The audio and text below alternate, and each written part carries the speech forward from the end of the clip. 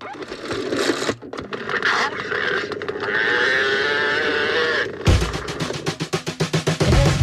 like an animal, talks like an animal, must be an animal. Come hear the animals, talking animals, talking animals.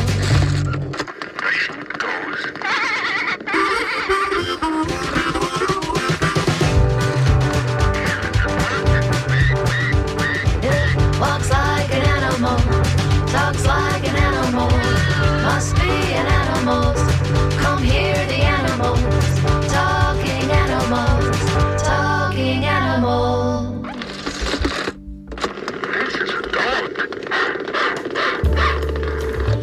Good morning. This is Talking Animals on WMNF. I'm Duncan Strauss. I'm back and would like to offer a huge thanks to Bev Capshaw, who hosted the show in my absence during the last 2 Wednesdays. She delivered excellent interviews with Rick Yoakum, Executive Director of the Humane Society of Manatee County, on the first Wednesday, then Aaron Wire from Tampa Bay Beagle Rescue last Wednesday, with both shows rounded out by music, comedy, and announcements. If you missed one or both of those great programs, be sure to listen on the WMNF archives. Meanwhile, my guest today is Ed Stewart, co-founder, president, and CEO of the Performing Arts Animal Welfare Society, or PAWS. PAWS is a pioneer and organization in rescuing and providing humane sanctuary to wild animals, particularly victims of the exotic and performing animal trade. These animals include tigers, bears, and elephants, all of whom live at ARC 2000, the 2,300-acre sanctuary PAWS operates in San Andreas, California. Stewart is a longtime partner, the late Pat Derby, an eloquent dynamo who was not to be trifled with, blazed a trail in animal rescue, welfare, education, legislation, and more. This year, PAWS marks its 40th anniversary. With that anniversary in mind, I invited Ed Stewart back on the show with the intention of asking him to comment on key milestones over these 4 decades, reflect on pivotal challenges and how he and Pat and others overcame them, other developments that strike him as central to what PAWS has become. I'll also ask that he look ahead a little bit in various ways to PAWS' future. We'll have that conversation with Ed Stewart in a moment here on Talking Animals on WMNF. Meanwhile, coming up later in today's program, I'll speak with George Heinrich, the field biologist and environmental educator who specializes in Florida reptiles, who's slated to deliver a lecture at Brooker Creek Preserve Environmental Education Center on April 6th, entitled Conserving Wildlife and Wildlands, Building a Career in Herpetology. We'll hear more about that lecture when George Heinrich joins us a bit later in the show. Right now, though, let's talk rescue, sanctuary, elephants, and more with Ed Stewart of PAWS as they mark their 40th anniversary. With a reminder that I invite you to join the conversation by calling 813-239-9663, emailing dj@wmnf.org, or texting 813-433-0885. Let's welcome Ed Stewart back to Talking Animals on WMNF. Good morning, Ed. Hey, good morning, Duncan. How are you doing? Doing really well. Happy 40th anniversary, and thanks for joining us today on Talking Animals. You bet. Always glad to talk to you. That's great. Now, 40 years is a long time to be doing anything, really. So let's start by talking a bit about those earliest years. What were you and Pat doing, like right as that beginning of that 40-year span? Well, Pat had rescued animals her whole life. And she had a handful of animals that we cared for. But there were some horrible instances down in Hollywood with animals that we heard about that were injured and dying and being beaten for movies and shows. So, you know, one of our friends who was involved in the legislature in California said, you need to get some legislation passed. And so we did a kind of a 180 and decided we were going to be advocates for the animals. We never really planned on having a sanctuary. That wasn't wasn't in the plan, but obviously that happened, and very successfully. But at the beginning, we were just going to be advocates and try to protect the animals that were working basically in Hollywood at that time. So got some legislation passed, formed our organization, and that's how we took off. So, that's, I'm not sure everybody would realize how early on the legislation part of the array of things that PAWS has done and specialized in over the years. So that sounds like that was really, from the get-go, legislation was part of the part of your efforts. Right, and we've assisted on a lot of, everybody kind of circles the wagons in the humane organizations when it's needed. But we were, since then we've sponsored legislation in California to stop ivory trade, which has been very successful, and also the bullhook ban, which is an elephant associated with elephant training. A bullhook is the sharp stick that people for 5,000 years have guided elephants with, and it's abusive. Yeah, they're hit, they're poked, they're prodded, they're pulled, and so we had that ban in California. That was one of our biggest legislative efforts, and we did it with the Oakland Zoo and the Humane Society of the United States. and that's critical in so many ways because if someone can't use a bullhook, that means, among other things, that circuses and other performing entities can't really have elephants. Well, that was kind of the strategy. We could have tried to ban elephants from coming into California, but that was too general. And Pat had enough experience, and I had enough experience at that time with animals and elephants specifically, and we knew they couldn't just walk in to nobody could walk into California with with an elephant and no bullhook. The only reason elephants perform is because there's somebody standing there with a threat. And sometimes, in the old days, the trainers were whips and bullhooks, and right out in front of people, they would hit and prod the elephants. After we started trying to open people's eyes to it, then they started to hide it and act like they were, they weren't using the bullhook, but they still were. All an elephant has to do is see a bullhook, and it's frightening enough to do an act. It's really sad, and at times it's, the one thing that has happened in the last 40 years that I see is people had no idea what was going on with circus animals, movie animals, roadside zoo animals, pet tigers, things like that. And, we weren't going to beat anybody over the head with our ideas, but we did want them to know what the reality was for those animals that had to endure that kind of lifestyle. And that has been an incredible success. I mean, the Humane Societies used to hire circuses as a fundraiser when we started because they had no idea that there was abuse in a circus or a carnival. And, now that would be the last thing they would ever think about doing. So it's really evolved in the last 40 years, but there's a lot of work to do. Yeah, well, that is a measure of how much people, really didn't know, and how I guess it was, so effectively marketed with Ringling Brothers in particular that, like you say, if a Humane Society was hiring a circus for entertainment purposes, that just shows you how far we've traveled, and the level of, ignorance. Reasonable ignorance. There's no reason anybody can know until they know. But right. But it's kind of shocking to look back and think about that now. Yeah. Yeah. So you're right. People were innocent until until somebody shows you or tells you what's going on. Ironically, kids know immediately. They can walk into an animal facility, a zoo, or any place, and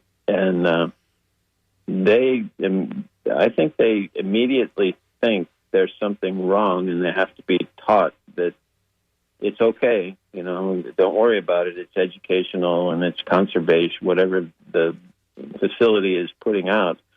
But I think I think kids know immediately that something's wrong if an animal is in a cage or an animal is being hit with a bullhook. You kind of get a little thick skin later on, and you just accept it, I guess. But I think the kids are the key. They're sharp and they know. Yeah. Well, also, too, I guess for better or worse, and certainly for worse in this case, people that still do train and use elephants have become super slick about concealing the bullhook or the use of the bullhook, so that it's if you, just Yeah, go ahead. Sorry. yeah, you're right.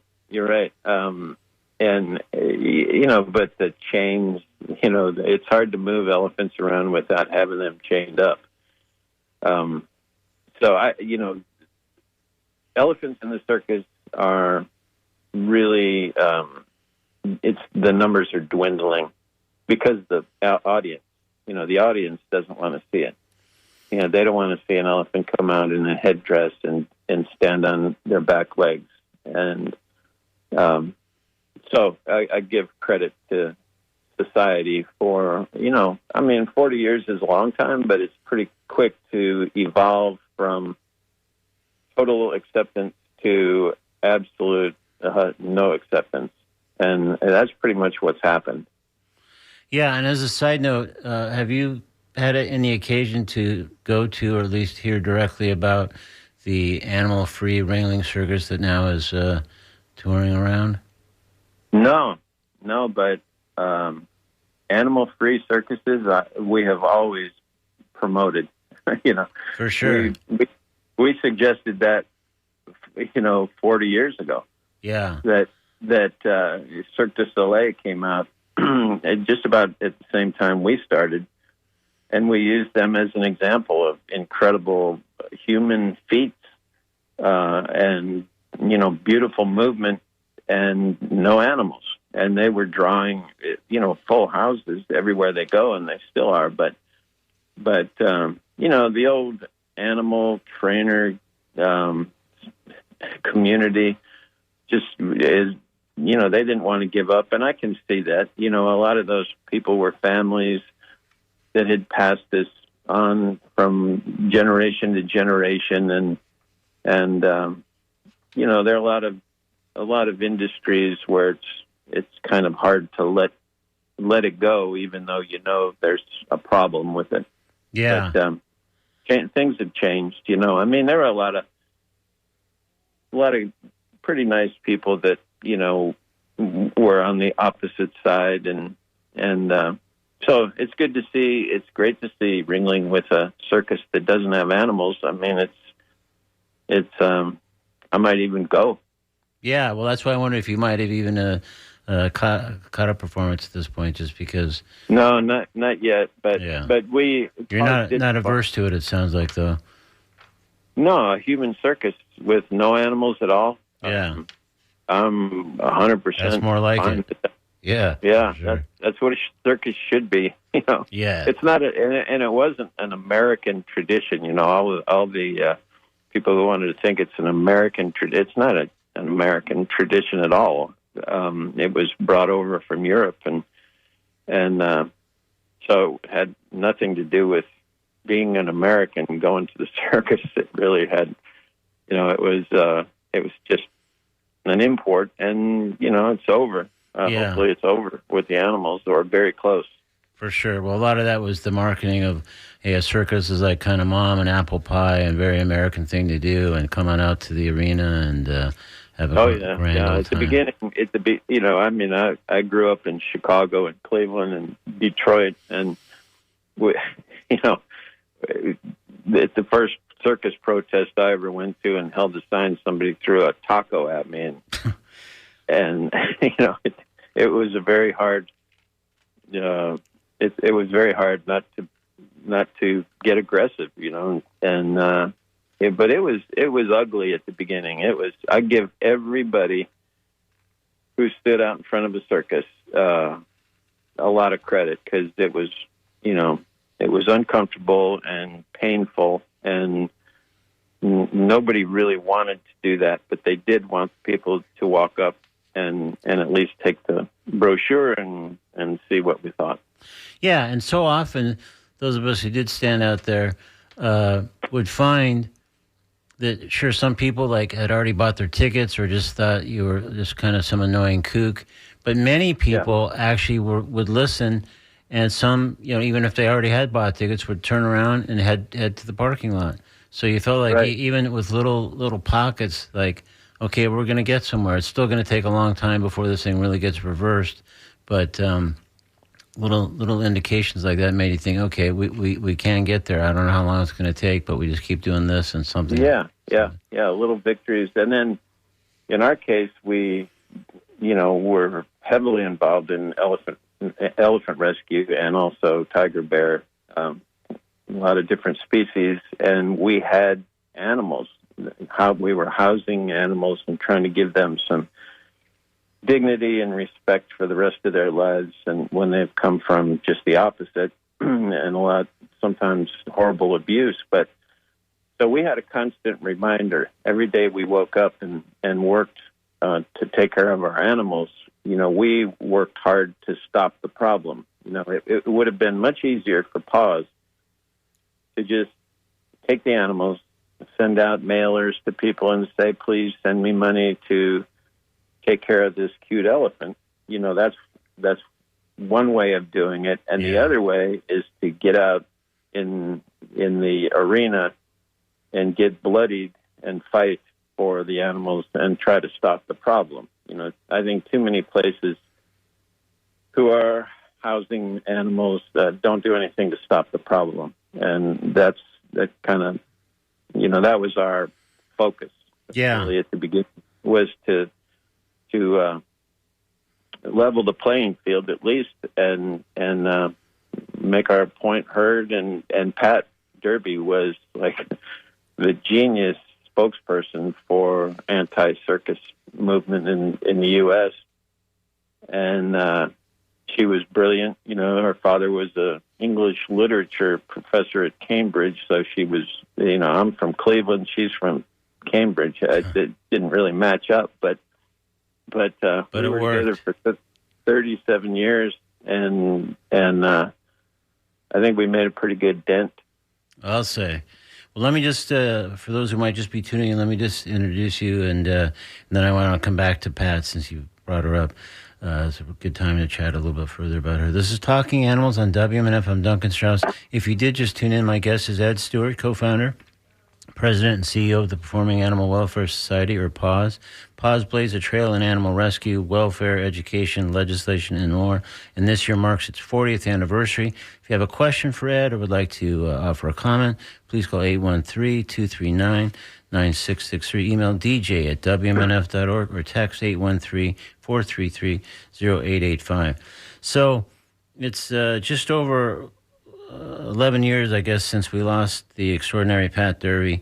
For those listening who weren't fortunate enough to know her or even just see her in action, describe a little bit more about Pat and what made her such a formidable opponent for those who would abuse or otherwise mistreat animals.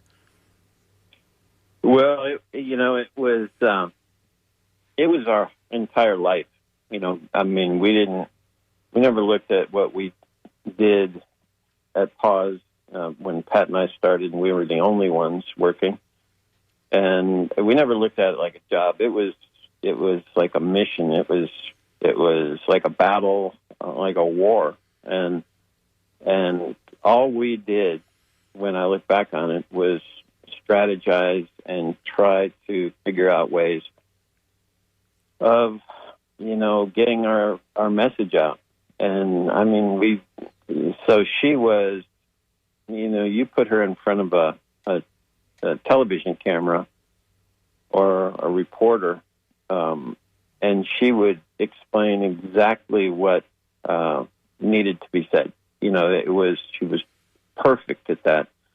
And so, it was something that consumed her and me at that time. And, so she was steeped in it, just immersed in our project. And so, and on top of that, brilliant. I mean, had the best vocabulary I've ever, heard in my life. She, you could start any classic poem, give her one line, and she would finish it. She read everything. She knew music. She was, just the most well-rounded, educationally person that I've ever known. And on top of that, she was 5'1" and redheaded, and you didn't mess with her. Yeah, no, that's for sure.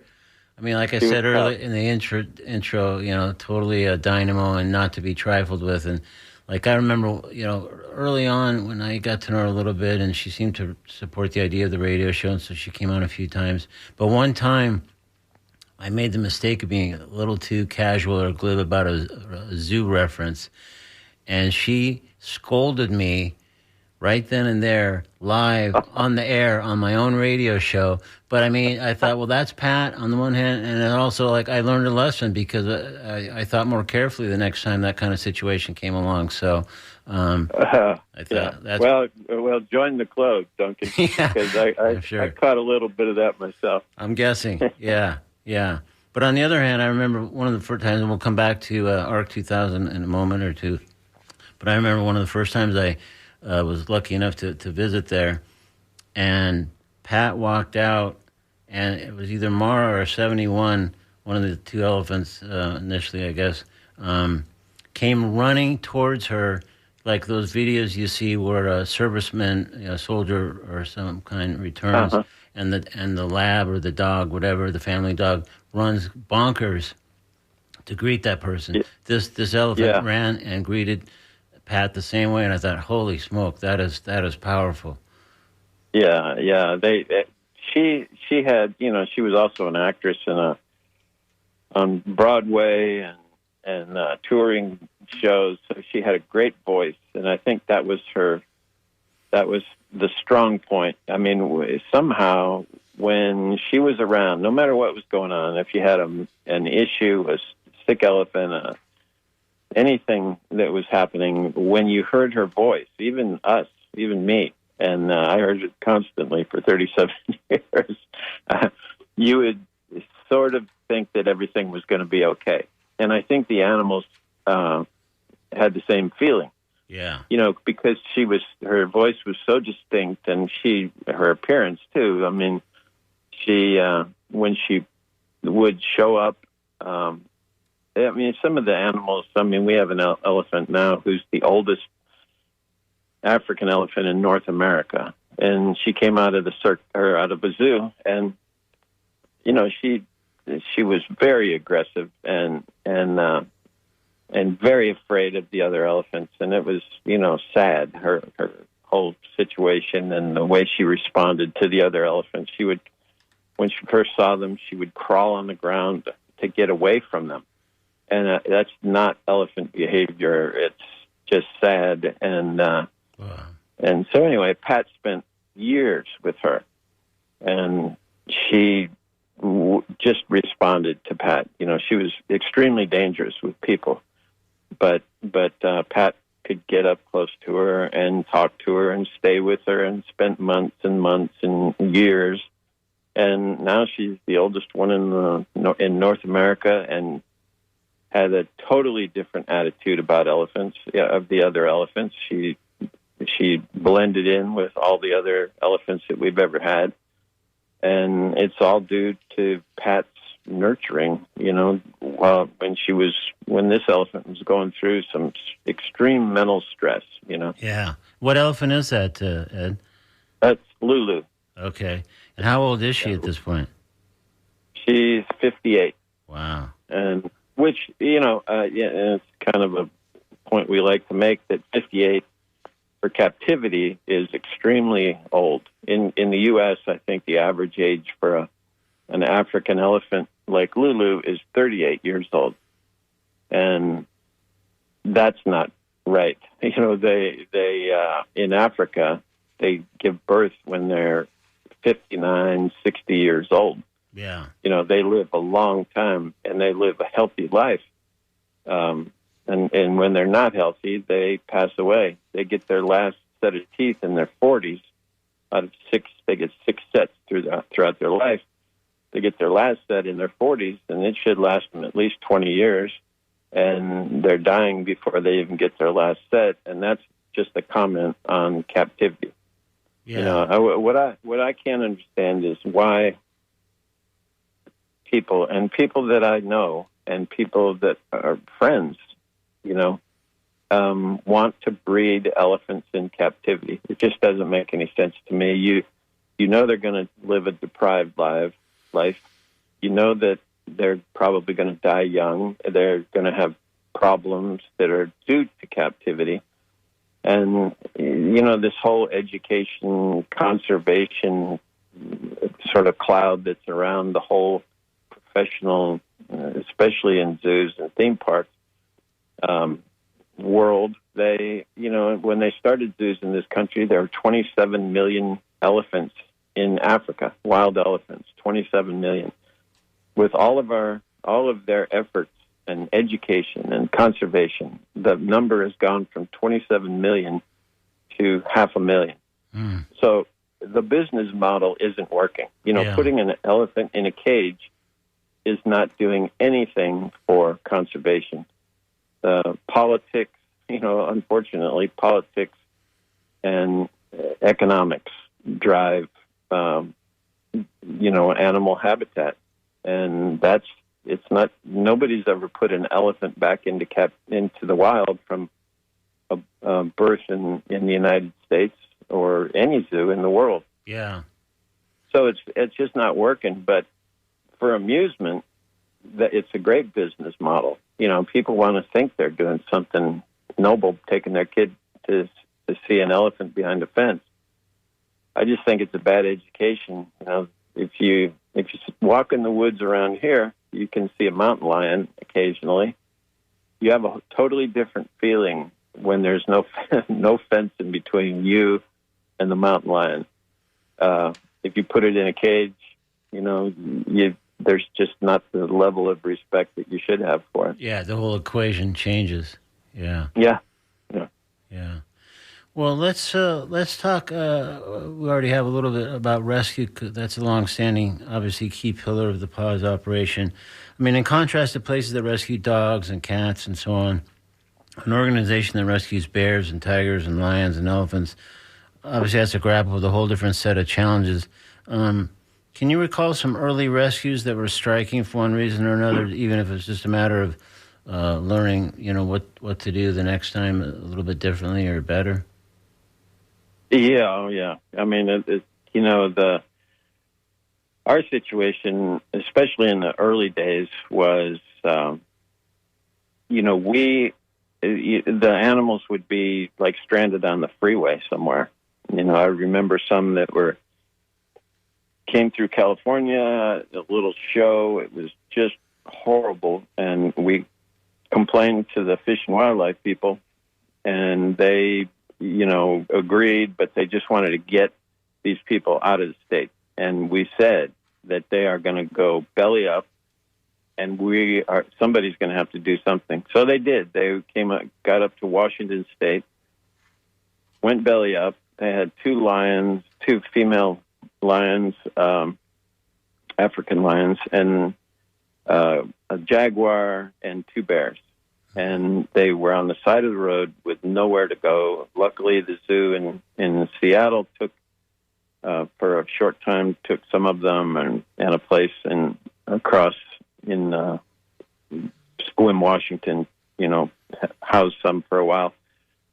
But we had to build something and go up and get them, and I had to take a ferry with all the lions and jaguars and bears on the ferry. And I mean, no wonder I look like I do right now after that kind of stress. But those days were like the Wild West, and you just wanted to get them back and get them secure. Yeah. And get them comfortable and try to build something as nice as you could for them. You know, now we have a beautiful place. It's 2,300 acres, and it's some of the prettiest property in California, really. And So we have, we planned it and built it big in the first place. But really, the key to animal rescue is stop the problem. You got to turn off the faucet. You can't have animals just showing up and showing up and showing up. And that was one of our missions. That was one of our goals, is to shut the faucet off. This stuff with the Tiger King and those are the kind of people, if anybody watched that, those are the kind of people we've dealt with for 40 years. That wasn't a surprise to us to see people on drugs and with firearms and domestic violence and all the rest of it. There's always something else going on when somebody has a tiger chained up in their backyard. It's so sad, and the tiger is the one that has to endure it. Yeah, there seems like there's always something like the Tiger King, even if it's not nearly as high profile. I remember when I was still living in Southern California, there was this place in Colton, California, that had just a slew of tigers and then a ramshackle setup. And you know what, Duncan, that was my next story. Oh, really? Okay, well, sorry, I didn't mean to step on that. No reason I should. I just remember going out because there were some of us who, once it was taken over, and I think before they took some or all the tigers up to Paws, to your place, people still had to care for them and feed them.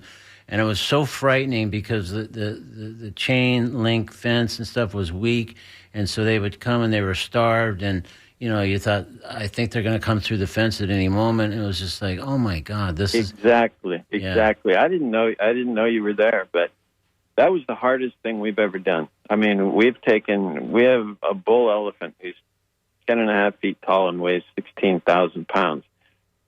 He was hard to deal with and hard to move and hard to acclimate.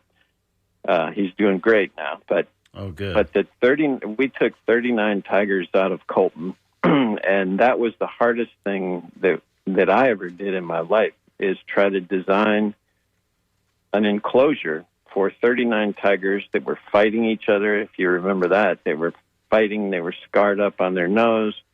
They were ill. It was like a MASH unit, when we went in there and tried to figure out how in the heck to move 39 tigers. And so that was about 2004. And that was the hardest thing that we Paws ever did. And it really went unnoticed, and the reason we had to do that is because the regulatory agencies didn't do their job. They didn't inspect this guy, and they didn't keep control, and they hadn't inspected him for 9 years. And it's easy to go from 10 tigers to 150 because they can breed if you press them 3 or 4 times in a year. They should be breeding in the wild once every 2 years or maybe every 3 years, not 4 times a year. Yeah. But it was a mess. They had 58 dead babies in the freezer down there. There were a total of 90 dead tigers when they finally went in there and saw how bad it was. It was a disgrace.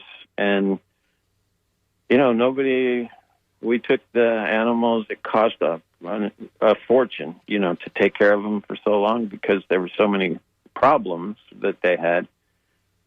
And it's hard to take, 39 chihuahuas. Yeah, right. 39 500-pound tigers was, and I remember when Pat agreed to take them, it was like I almost fell over. I thought, my God, we don't have enough resources for this, but somehow we got through it. Yeah. Well, it sounds like you always kind of find a way. It's like another problem to solve, another gigantic, scary puzzle. But it sounds like you guys always find some way to get there, even if it's overwhelming at the time, which it often is. Yeah, and I have to say, the people who have helped us, our supporters over the years, are so loyal and so good, and there are a lot in Florida that are, we were always kind of a small organization. We started as a ma and pa, just like a lot of them. And when people sent donations to us, we didn't just take it as, casually. Every single one that came in, we were, especially at the beginning, we were just overwhelmed, with gratitude, and we still are. Yeah. Well, along those lines, Ed, let's talk a little bit more, just briefly, about R2000, because that's the incredible sanctuary you're referring to that's in Northern California and the 2,300 acres. And so just not necessarily every animal there, but can you just give a little overview of, obviously we've talked about some elephants that live there, and what other animals kind of currently are living at R2000? Well, we still have tigers, bears. There are a few animals on the horizon that I can't talk about. A lot of the animals we get come from court cases, and they're evidence, and it's sort of an undercover confiscation by the authorities. So there are a couple that are in the works. Yeah. But we just took a little bobcat that came in that, there's no history on this bobcat, and she's skittish, and she has a beautiful place to live now. But then we have a couple of monkeys, capuchin monkeys that we've had for 30 years, I think. Wow. And they started at our old sanctuary, and we moved them up a year ago, and they're doing great. And then an occasional emu comes through, and the county always, they don't have anywhere to put it, so we've taken emu. And the elephants are, we have a lot of elderly elephants. Yeah. Every elephant we have is over their life expectancy by quite a bit. How many elephants currently there, Ed? 7. Yeah, 7. Okay, that's what I thought. Yeah, two bulls, and the rest are females. But you were talking about Mara at the beginning. Mara was the first elephant we ever were involved with, and she was at a little, her mother was killed, her whole herd was killed in South Africa in Kruger National Park by the government, and in a culling operation where they would just shoot an entire family of elephants because they determined there were too many elephants, where we might determine there are too many people encroaching on their space, but they shot her entire herd and then brought her into captivity, and she was by herself and shuffled around, and she was at a zoo, tiny zoo in San Jose, California, and the people who ran the zoo were selling her to a circus in Mexico. And they had trained her, they chained her. The first time Pat and I saw Mara, she was chained up, and the owner of the circus, or the zoo, was using a bullhook on her. And we thought, oh my God, we've got to do something. And the people in San Jose galvanized and mobilized, and so we didn't have a place to put her.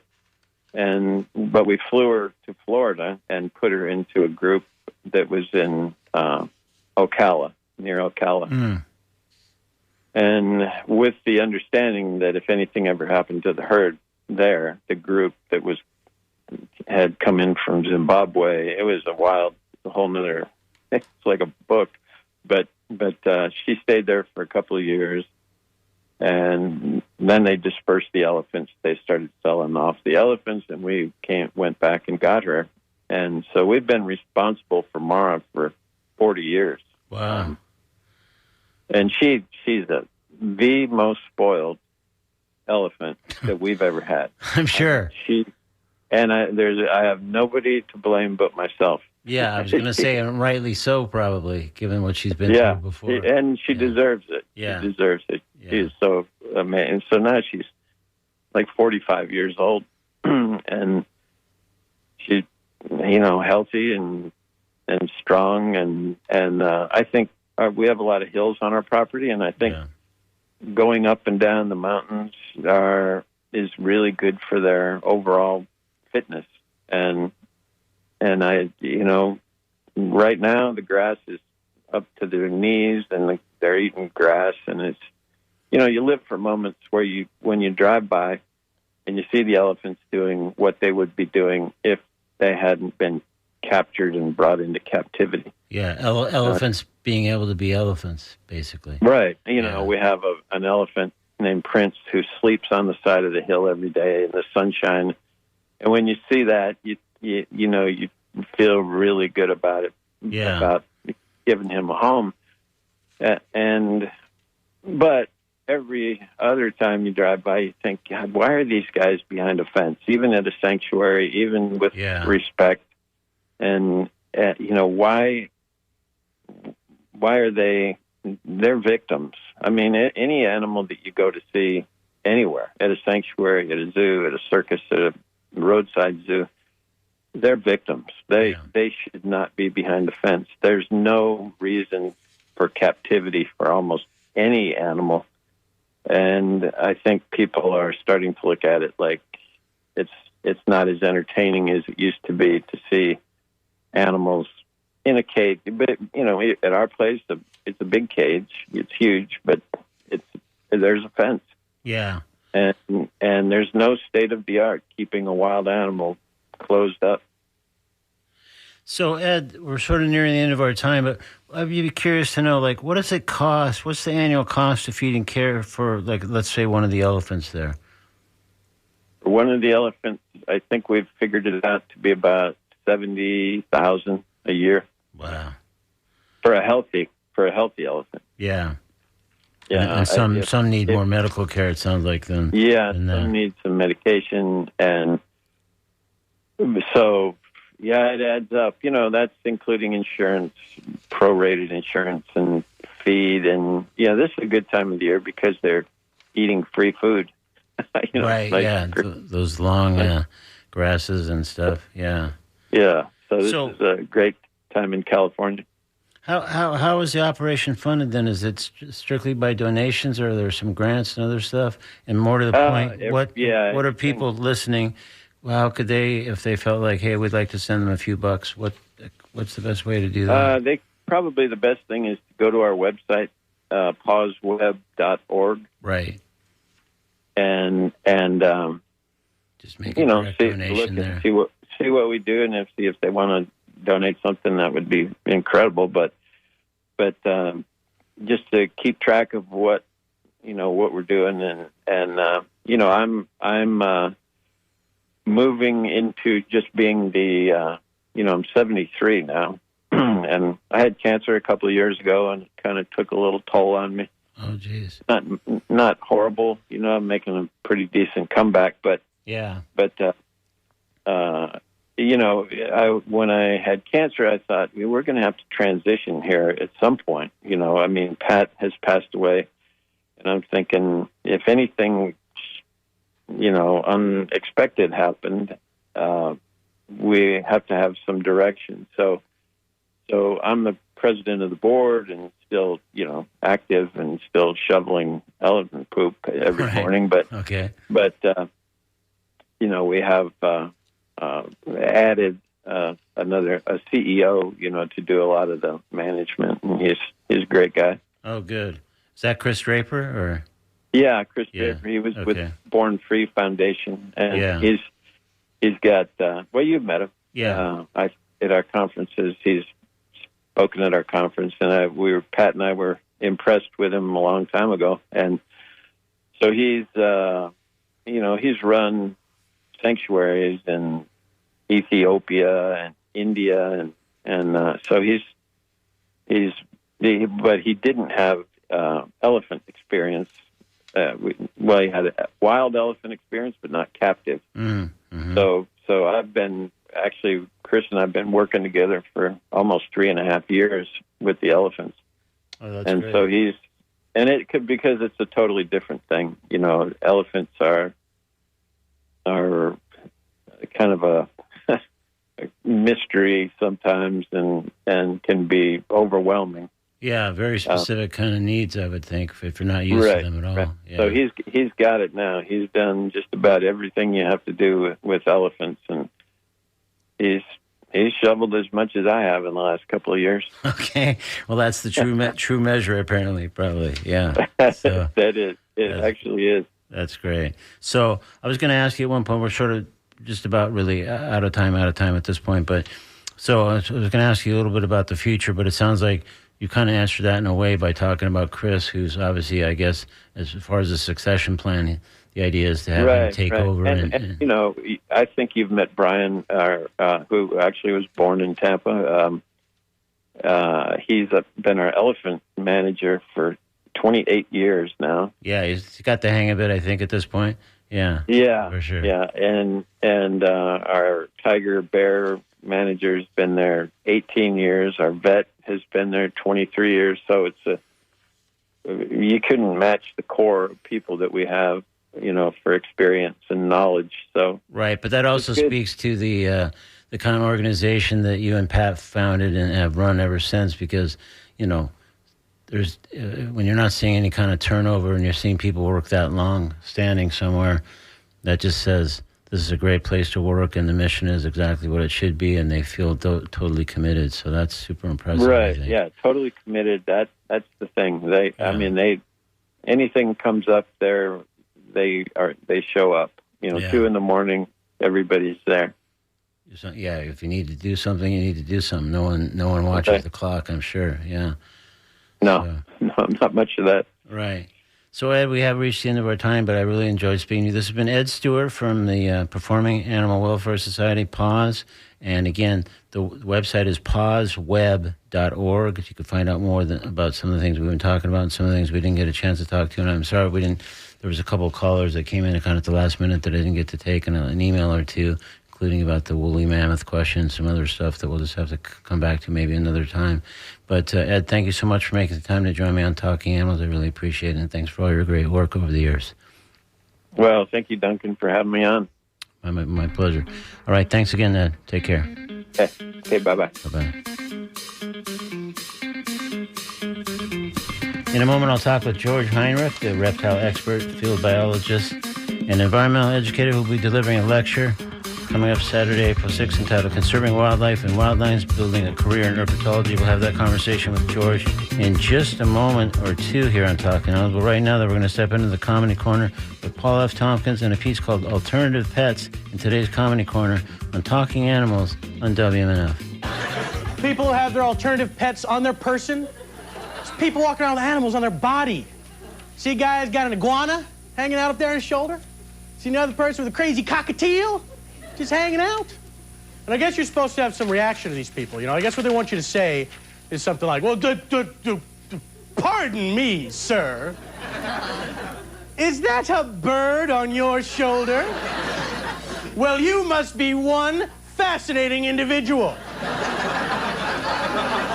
Your personality is not at all manufactured. I say, what if we were to exchange addresses and became pen pals? That way I could collect your letters in a bound volume entitled, My Correspondence with the Most Interesting Person Alive. They're working hard for you. That's great. I mean, you can have any animal that you want, you know, because we have dominion over the beasts of the fields and all, you know, but here's the thing. Even animals need some alone time, okay? How about that, you know? Maybe the lizard would like to sit at home, play on the rock for a while, you know?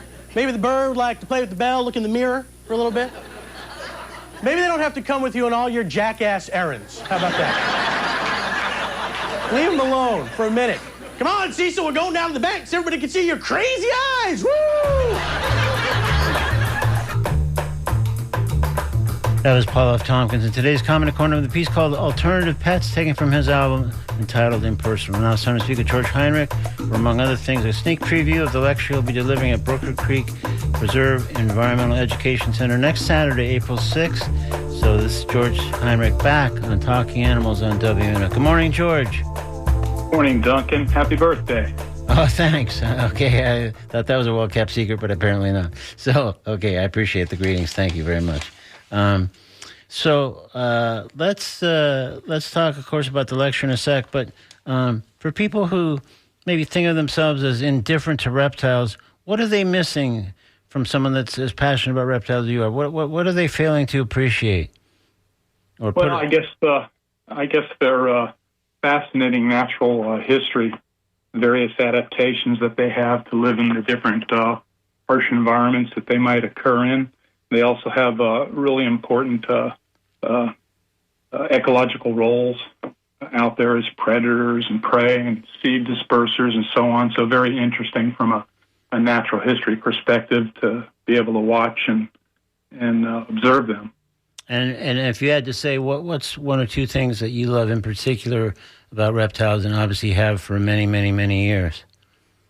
I guess the diversity that's out there. Mm-hmm. I mostly work with turtles, but if I look at them, the different habitats that they live in. So I work with three particular species in the wild. One of them lives in river habitats, another in upland dry habitats, another along the coastal part of Florida. So they're in so many different types of habitats and quite different in their ways that they nest and the seasons they nest and the things that they eat and so on. Of course, what they mostly all have in common is a long list of threats that is a real problem, particularly here in Florida. Threats to their ongoing survival, you mean? Right. Yeah. Habitat loss and fishery gear and predators and roads and so on. Yeah. Well, that may bring us to the lecture you're delivering next Saturday, April 6th. So, again, that's at Brooker Creek Preserve Environmental Education Center, and that's next Saturday, April 6th. And the title, I believe, is Conserving Wildlife and Wildlands, Building a Career in Herpetology. So, you don't want to give away too much. Maybe a little sneak preview about what this will cover, or maybe one of the stories that you plan to share. Well, I'm going to be talking about how I make a living as an independent wildlife biologist, so I don't work for any corporations or universities or so on. I'm just an independent researcher and contractor, and I'm going to talk about how an interest in childhood in the New England woods of salamanders and box turtles and so on wove its way through my life, and either while I worked at a zoo while I was in college, or with work that I did with the Gopher Tortoise Council for a long time to protect tortoises in uplands, and in my summer camp programs and so on. So basically it's just kind of a little look back, I guess, at how I work to try to protect wildlife and wildlands in my various jobs and efforts. That sounds really cool and fascinating. Is the hope with this lecture, and I guess some of the other things you do that you just referred to cultivate an interest in kids in reptiles that would not be unlike what the interest that you had starting as a kid?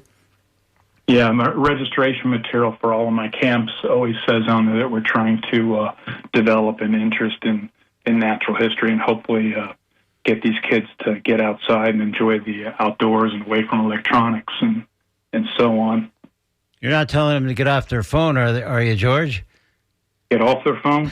Yeah, I'm just kidding. Just all the. Yeah, turn it off. Yeah, exactly.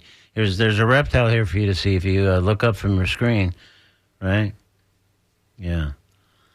So, can you describe a little bit for those who haven't been the Brooker Creek Preserve Environmental Education Center? It's a wonderful preserve up located just east of Tarpon Springs, with a gorgeous educational building and nice boardwalks and foot trails throughout, so you get to see a number of different habitats. It's real easy to watch reptiles, snakes and turtles and so on in some of the ponds along the trails. And they all have different camps and programs throughout the year. Many of them are sponsored by the Friends of Brooker Creek Preserve, who will be sponsoring the talk that we'll be giving there 2 Saturdays out. And it's just a great wild place that Pinellas County was smart enough and the citizens supported so that it's protected for hopefully ever. That's great. All right, George, well, we're out of time, but look forward to that lecture next April, and thanks for joining us again on Talking Animals. Appreciate it, as always. Anytime. Thanks for inviting me. You bet. Thank you. It's Talking Animals on WMNF Tampa. Up next, A Slice of Life, and then music after that.